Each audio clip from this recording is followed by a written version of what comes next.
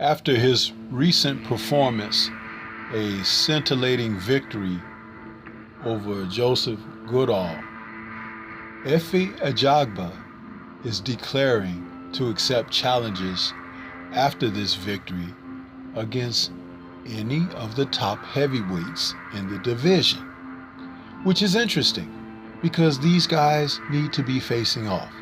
Let's talk about this.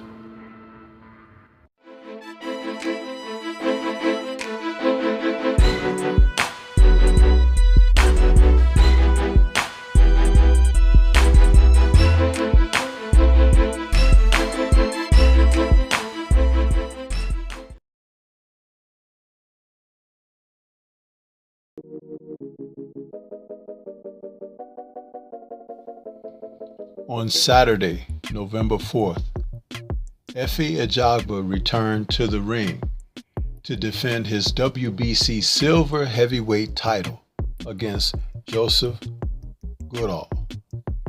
These two have a history, having faced each other in the amateurs going all the way back to 2014, where Goodall enjoyed a decision over Efe at the time.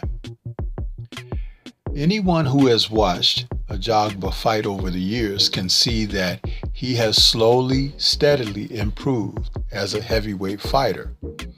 Once simply known for a hammering, pounding right hand, he is now beginning to add boxing to his repertoire. The fact that he can now establish the jab in a fight and make opponents pay dearly for that onset of a jab. He currently now brings his record of 19-1 with 14 KOs after this victory and is waiting for all comers and challenges ahead. Goodall drops to 19-1. Goodall drops to 10-2-1 with 9 KOs. Forgive me for the mistake. But Goodall in this fight showed that there are still certain aspects of a fighter that Efe may have trouble against. But the fact that he wants to take on all comers is a great idea, because you can only get better by facing the best. You're not going to get by facing subpar opponents and then get dropped into the deep waters to see whether or not you are a diver. Early on, he was able to establish his range and control the distance with that mighty jab that I mentioned. Goodall had difficulty because he had no upper body nor head movement to offset the jab of Ajagba, whose footwork is still something that needs and requires more work. Now, a fighter who is able to give angles and keep him turning and off balance will have advantages.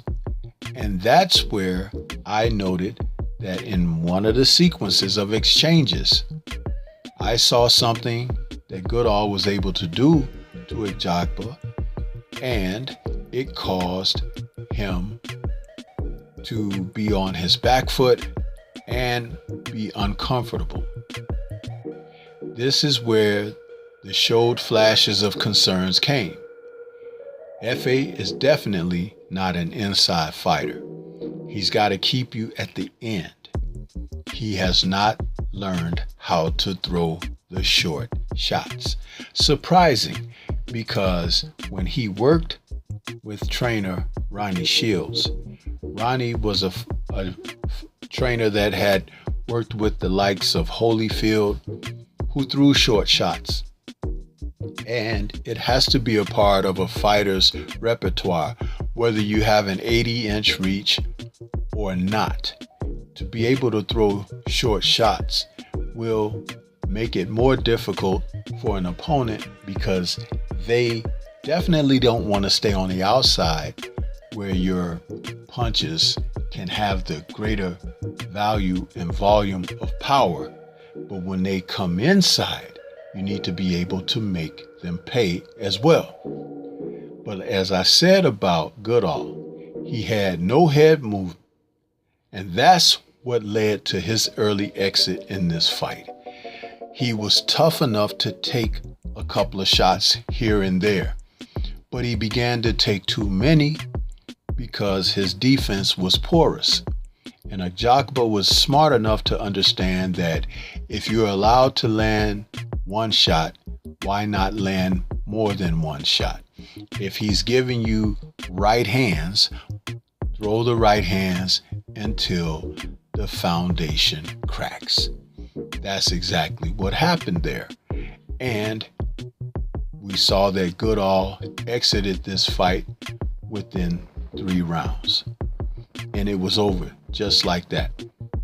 But as I said earlier, where Ajagba, whose single loss on his record comes from Frank Sanchez, who has great lateral movement and footwork, he was able to keep Ajagba turning and display the fact that his transitioning from offense to defense was severely lacking. And that's where he ran into trouble against Sanchez. But he is looking now to get out there. They say he's 29 years old. But is he? If he is 29 years old, we need to see what's next for Ajagba, who has stated, whoever they offer me to fight, I'm ready to go. I will go back with my team to talk about that. He said he was pushed during his training camp, and they made him work extremely hard in this camp to make sure that he won this fight. He said he sparred a lot of different guys to make him strong. And strength is definitely an asset.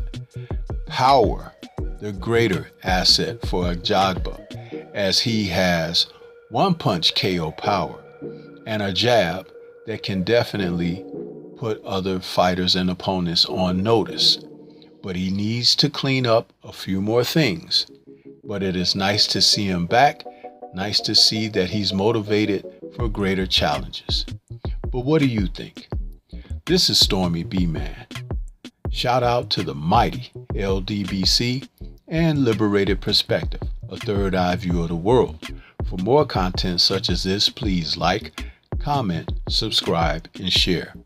Let me know what your thoughts are about Effie and who would you like to see him face again in the near future. Peace to everyone out there, and everyone please remain safe.